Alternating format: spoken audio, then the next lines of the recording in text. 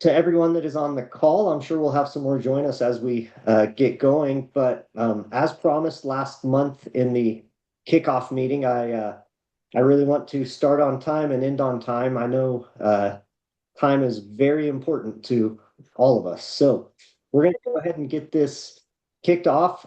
First, I want to thank New Mexico Mutual for their sponsorship of the Big I New Mexico Big I Lead program. I'm really excited to get it going. We have some great speakers lined up uh, throughout the year. And so I hope you're able to join us on all of them. If not, no big worries. We are recording all of our videos, and they'll be accessible to our members as we go forward. So please join us in person if you can. I understand sometimes we can't always do that. So let's go ahead and get started. I am going to introduce and hand the mic over to Angela Bunch. She's with the Angela Adams Consulting Company. They're out of South Carolina. She'll fill you in a little bit more on a little bit about her and what she does, and then take over the presentation from there. So Angela, go ahead. Yeah, thank you so much. So, as he said, I'm Angela Bunch, and I am the Western Regional Manager with Angela Adams Consulting.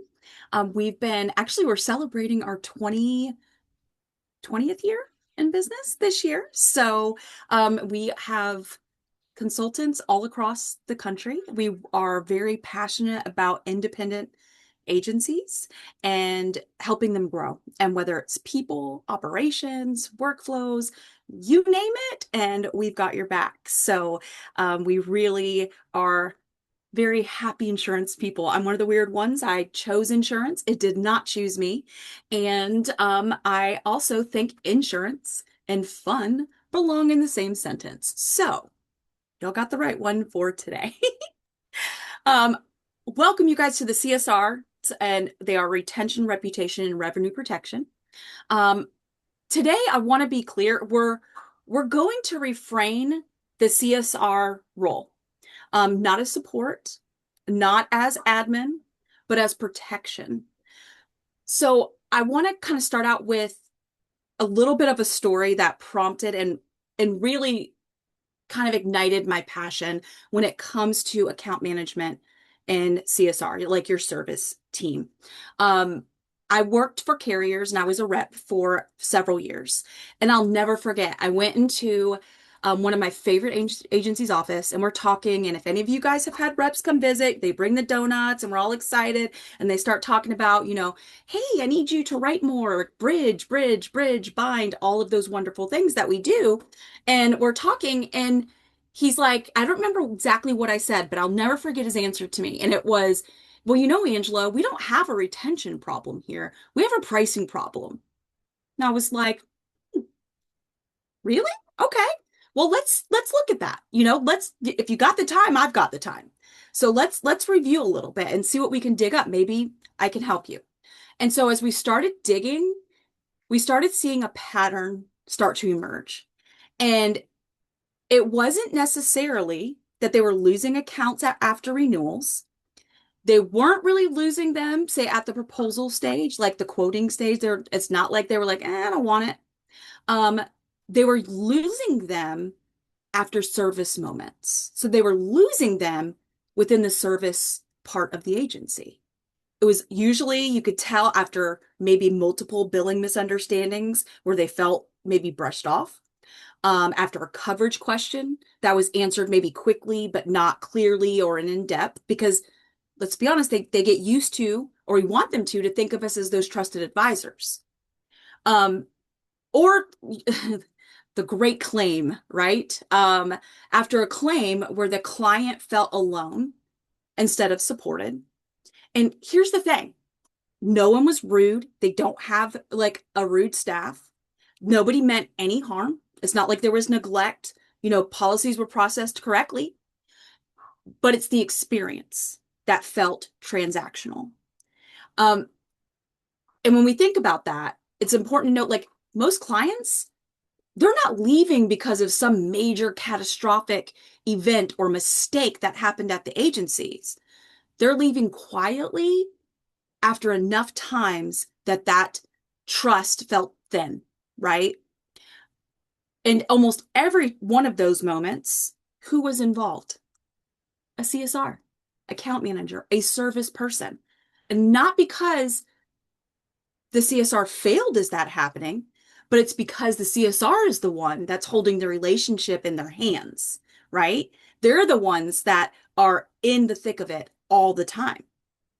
That's why today we're not going to talk about admin work.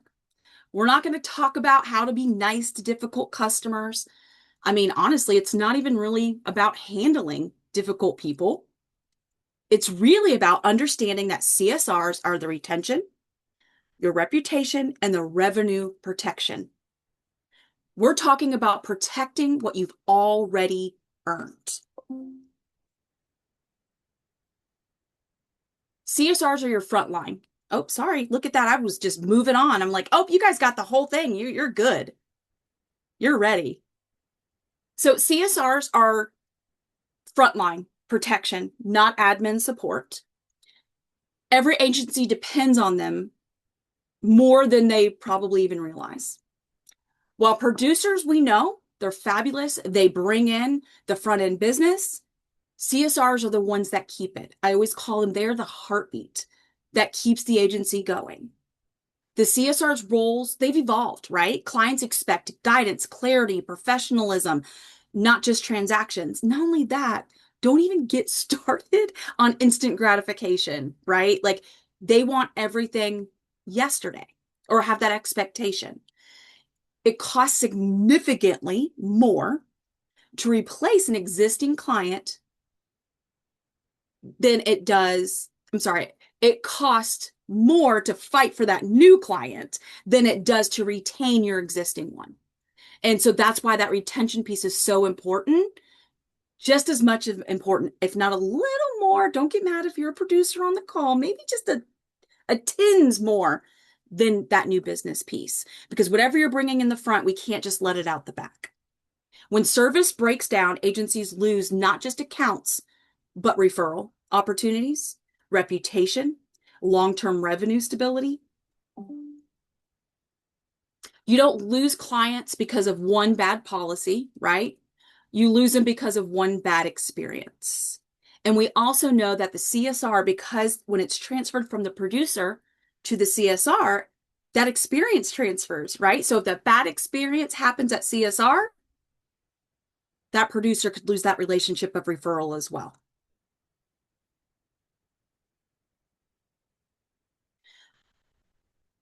Service 100% is trust, right? Easy transactions don't define relationships. Difficult moments do. It's the moments when we're going, how can I help this person? Or maybe I love the story I have of that person that was on a bridge, and their tire blew and they're trying to get a tow truck and they're calling me at the agency and I'm just going, do you want me to call one for you? Like, and actually, yeah, I did. Darn right I did. And I didn't want to at first. And I was like, how does this, like, you have coverage, like just you have to get reimbursed. And I just could feel that they were alone and that they needed somebody. And I was like, okay, look, I can give me a second. And thank goodness, I'm not too old and we had Google and I wasn't sifting through white pages or something like that. So I pulled up a couple ones and gave them to her and then called one and was able to help her. And that's those difficult moments where we have to make the decision of really taking that and building a relationship or sticking with what we maybe normally do when it's a customer. It's like, okay, thank you. There's also because of, trust is built or broken in service moments like claims issues, billing confusions, coverage misunderstandings.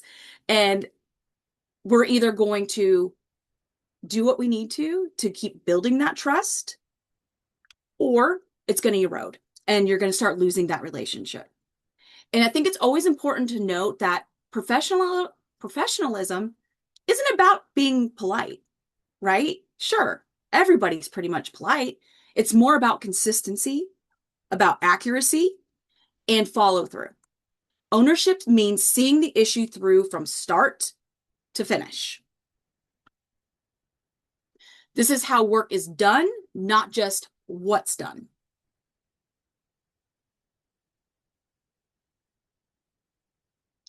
So what good CSR work looks like. So excellent CSR work is reliable, and this is the part I love, reliable and intentional. So I'm going to say it a little louder for the people in the back, reliable and intentional. Clients should feel confident that their account is being handled with care every time, not sometimes, every time. Processing and endorsements not the same as protecting an account. Ownership means ensuring the client understands what changed and why it matters. Or why, better yet, they shouldn't make the change just because somebody wants to make that change. Is it really in their best interest to do so? Did we finish it or did we protect it? So it's moving from just doing the work, from just doing a process, to keeping protection in mind, giving them the why and building that additional trust that pretty much any role in an agency should be striving to be trusted advisor. They want to build that trust. So if you do have to hand it off to somebody that is more experienced, they're ready because they trust your decision to hand them off.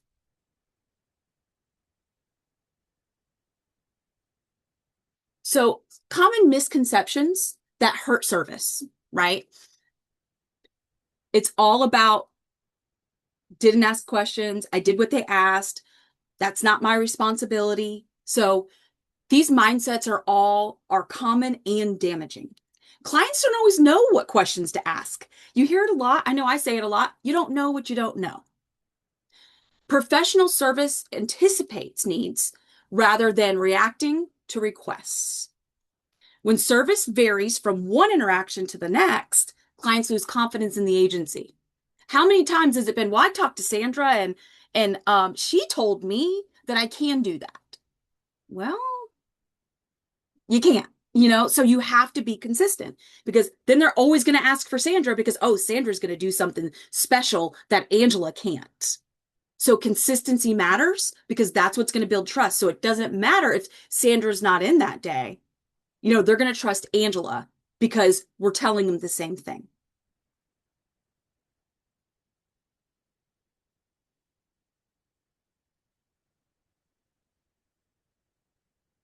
So most behavior that's difficult, right? I'm sure there's not one person on this call that has not had a difficult customer. I know I share a lot of stories, but you guys, this is why I think insurance is fun because man, the stories that we have when we go home at night, it's insane, right?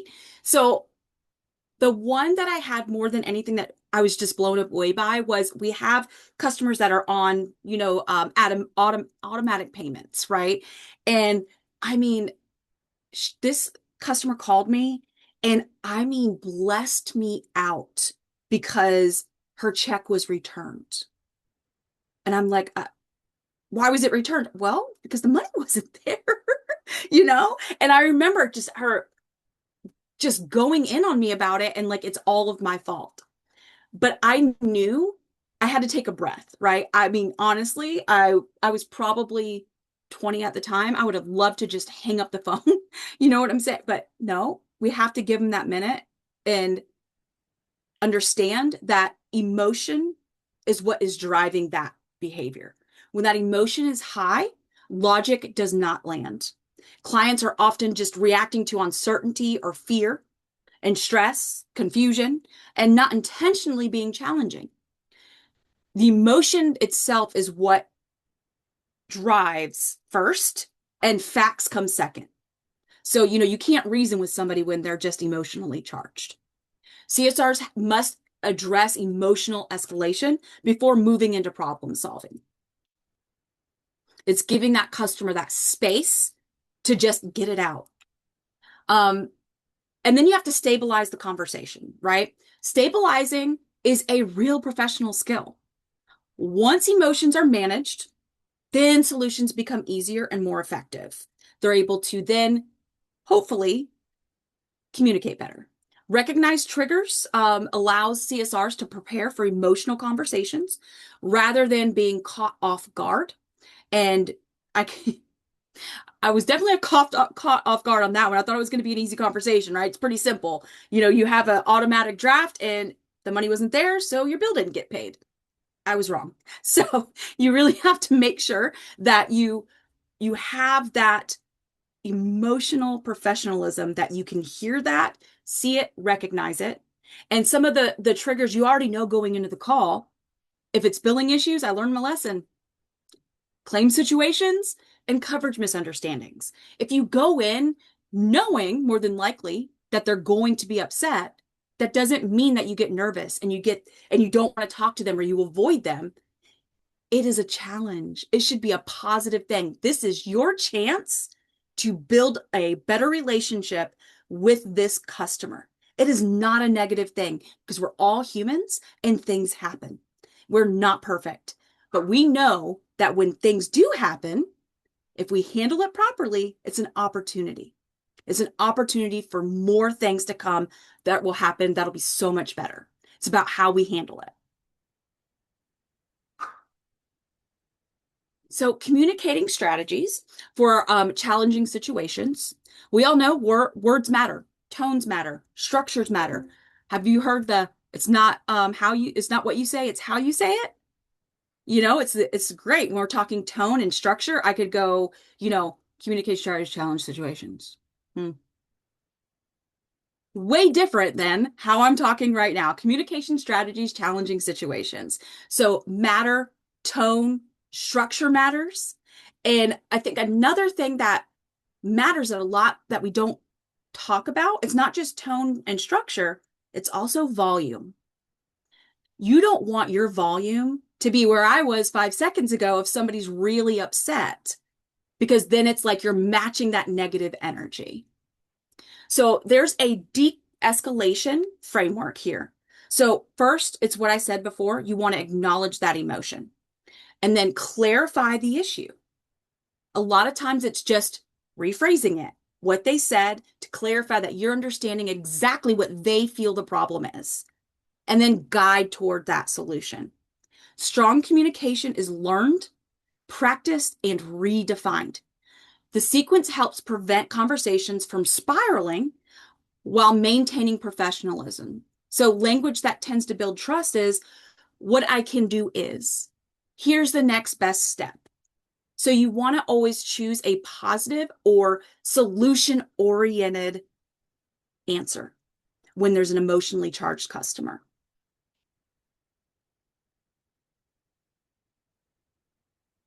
So this one's really really fun for me because I think we all kind of struggle with this, where do we set our boundaries, right? Where do we redirect versus escalate? And sometimes, let's be honest, I'm not afraid to admit it. What is redirecting? Some of us might not realize what that is. It's not a term maybe that we all use all the time. So I want to talk through this a little bit. Professional boundaries are actually strengthening client relationships. Boundaries really, they're not rude. They're protection, right? They're protection for the agency and they're protection for your own energy and your own self-worth. So it's important to have boundaries that protect both parties. And that's something that you need to be consistent on within the agencies. CSRs that feel supported when escalation issues come in or with their set boundaries are way more successful because they're not in fear and they're not going to take abuse outside of your set boundaries for a client that's upset and when to do certain things. So I want to talk a little about redirecting versus escalation. So redirecting is when you stay in control, right, of the interaction, but you shift the focus or path. So example, I love this one. This is ridiculous. This is so ridiculous. I'm trying to think of like the words and not say what the person really said to me. uh, this is so ridiculous, and you people always mess up my bill, and you don't know anything. And that redirect Like going back to literally that conversation, it's not my fault that money, you didn't pull the money out in time. It was there yesterday. You should have pulled it yesterday. I can hear that this is frustrating. Let's review the invoice together and we can identify exactly where the confusion is. I'm going to give you my real response and my real redirection on that. Okay. So in that moment, my real redirection was,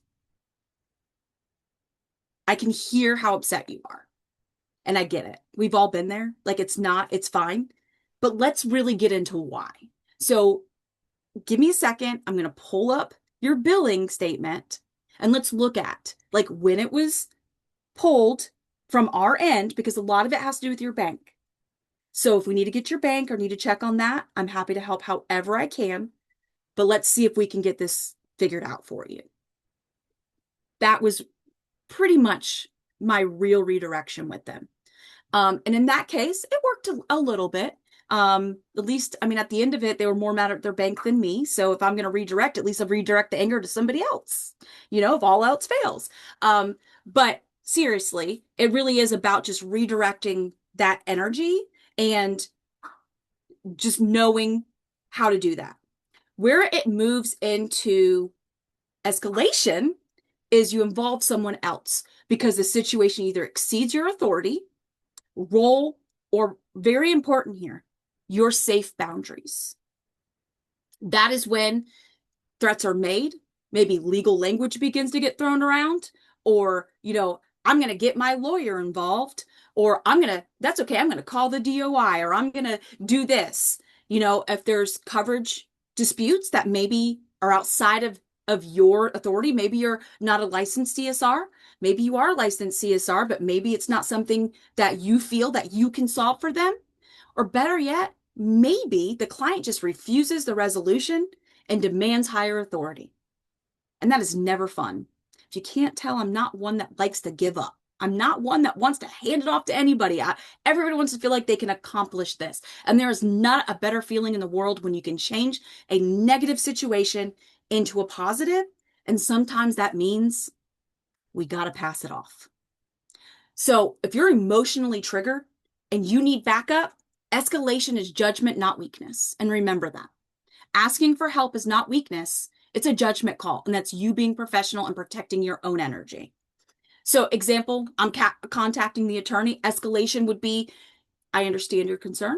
And at this point, I'm going to involve a manager or I'm going to involve somebody else because I am not of the leadership team because I'm not sure that I can come to a conclusion or solution with you. And I know that they can handle this properly for you. And ask yourself 3 questions before you escalate. Is this within my authority?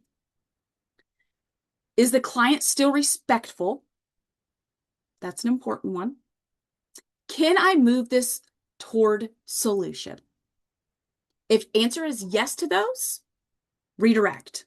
If it's no, escalate.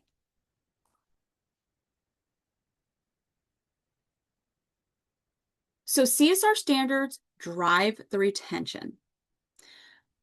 CSR excellence requires leadership support, right? Agency must reinforce standards and not undermine them.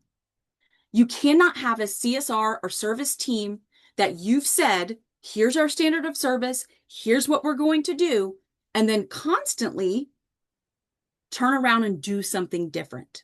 You undermine their authority and decrease their power. They will no longer feel empowered to make good judgment decisions.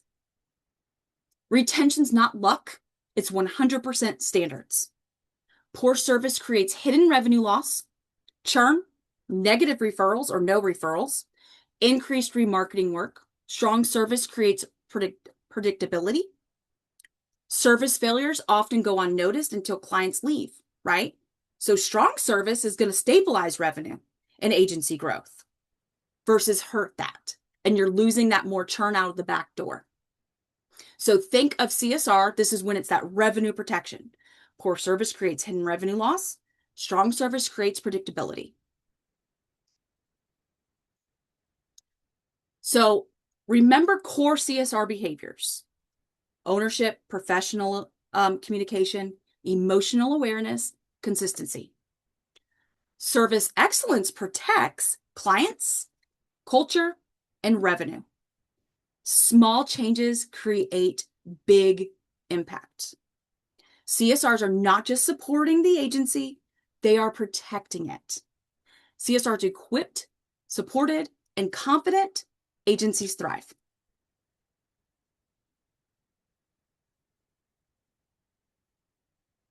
So your retention, reputation, revenue is really all being built behind the scenes. CSR success doesn't happen by chance. It's supported by strong systems. You can't protect accounts without financial visibility, clear service standards, consistent workflows, strong leadership support, and the right technology tools. Predictable service, stronger retention, reputation, and revenue.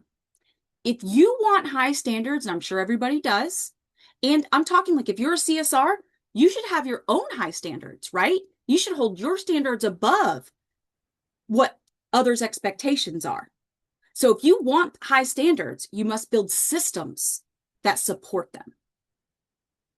And that's exactly what we do at Angela Adams, and why I love where this retention, reputation, revenue, all that goes into literally full circle of your agency.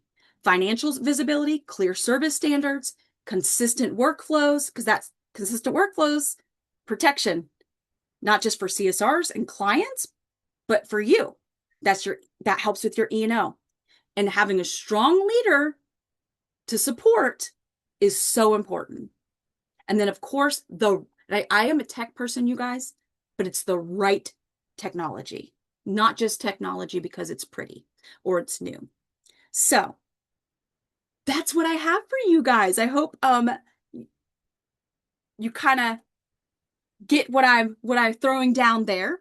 I want to give a chance for you guys to ask some questions. Like, give me some hard questions here. Give me scenarios. Like, this is the part of the meeting that I love, and I always try to leave enough room for, because I want you guys to feel like you get a takeaway from this. So if you've got something on your mind or you want to ask a question, throw it out there. And then actually, before you guys do that, I do want to show you one other thing.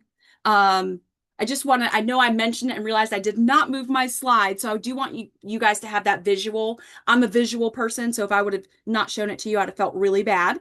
But this kind of puts it into kind of pillars for you guys where people in retention fall in, and kind of where Angela Adams has built a foundation for a successful agency, and what that kind of looks like based off of really what we talked about: people retention, process and reputation, technology, and revenue. And that those are just some of the things that we look at and how we help build and support teams. So now you guys can have your questions now that you can see the visual there. Guys, I did make it where you can unmute yourselves now, or you're welcome to type a question in the chat. Angela, I did want to say we did have one comment from Uriah that Yeah. She made a good point. A big part of it too is also recognizing your own personal triggers as a Yes. CSR. Because I know when I was on the agency side and when I was in the golf business, people could come in and yell and scream at me all they wanted, but if they ever attacked any of my employees, that was one of my triggers that I had to learn to breathe through and de-escalate and take that slowly. Yes. 100%. And that's really where you set those boundaries, right? Like that's what you definitely mean by that. And you have to take into account your own experience and things that are triggering, and that has to be supported by leadership as well. And they have to understand that. And y'all, I'm gonna laugh because Angela Adams is in here. Y'all, I knew it. 25th anniversary. I'm sitting here going, it's 25th, right? Y'all, 25 years in business. So I'm like, oh, how could I have forgot that? I'm like, it's in there somewhere. But yes, so 25 years you guys of doing this, and all across the across the country on really helping people and looking into insurance agencies. I think Jonathan did say, will we get a copy of the presentation? I think there's a recording. So, yep. And it's going to be on the Big Eyes, their New Mexico's website as well. So if you have some people that you think really should see this, or you want to share it with, they can go right there and review that. So does anyone have any questions, or does anyone have maybe a story or scenario that they want to share from their customer service? Because I know, we try to narrow it down to CSRs, but everybody in the business deals Everybody. with clients and customers Yep. and happy ones and angry ones. And so if you have a story, please share. Otherwise, we will wrap it up. But I want to give you guys a minute or two to chime in.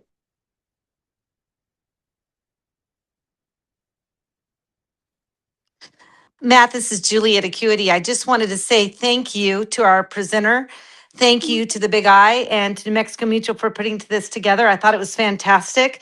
And I did want to add that I've had some really difficult situations where it was maybe myself and the underwriter and an agent.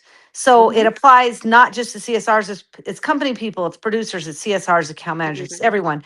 But I've had an ugly situation and handled well. I really felt that we did the best relationship building when we were done with the situation, all because of how it was handled. So the ugliest of situations, as you mentioned earlier, can be the biggest relationship builders when handled well. So I just wanted to share that. I love that, Julie. Thank you. I always joke like about how I love, conflict. I don't really love conflict. What I love is conflict resolution. What I love is turning that negative into a positive. I try not to go into any of those situations like dreading it, right? Because I'm like, at the end of the day, we're going to all be okay. And it might hurt a little, but if we can manage to figure this out and pull it kind of together, there's not a better feeling. And I'm so glad you shared that, Julie, because it's the truth. Like you are on cloud nine when you're able to do that.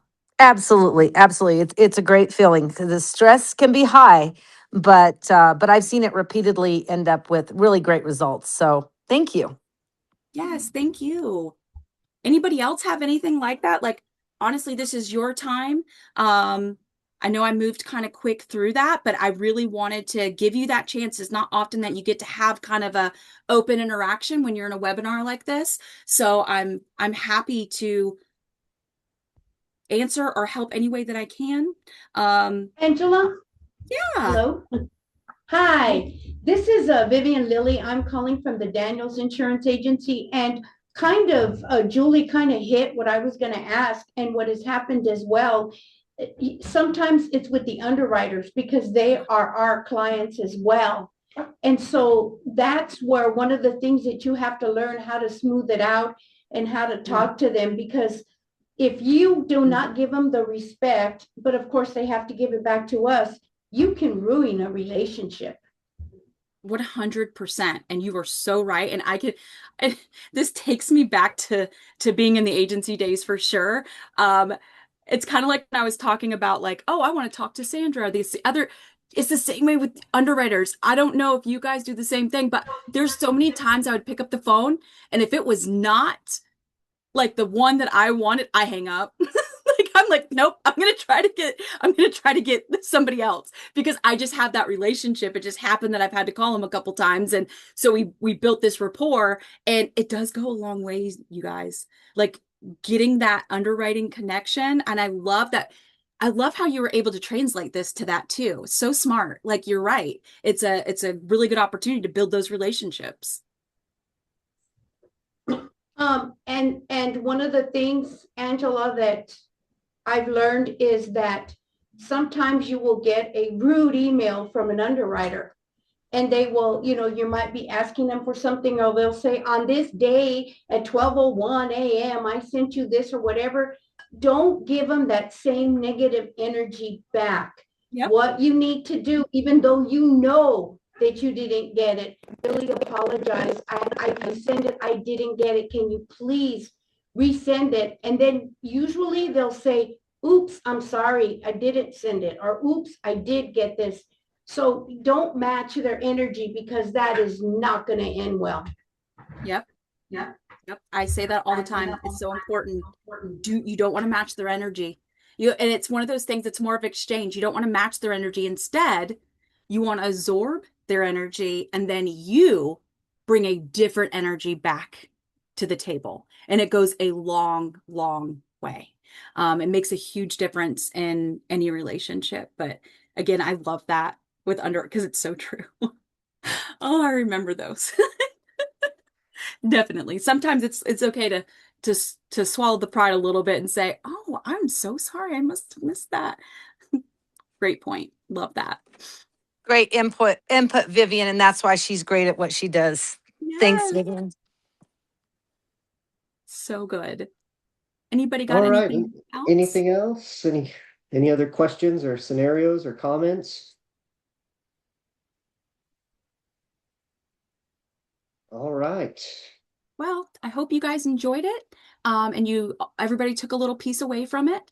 And again, as you kind of are looking through and thinking about your agency, if there's anything that, hit and you want to talk more with us about, we'd be excited to talk with you. Thank you so much. Thank you, Angela, and thank you for everyone that joined us today. I felt like our first class in BigiLEAD went well, and I'm looking forward to the rest of the year bringing value-added webinars like this to our membership. I did want to thank Angela Adams Consulting as well. They are a new associate member of the Big I New Mexico, so thank you so much for that. And we really hope and look forward to you guys coming out to our convention and getting to meet some of these people face to face. Yes, awesome. Thanks for having me. I'm so excited to be here, and we're always here to help. Thank Perfect. you. All right. Bye, everybody. Bye.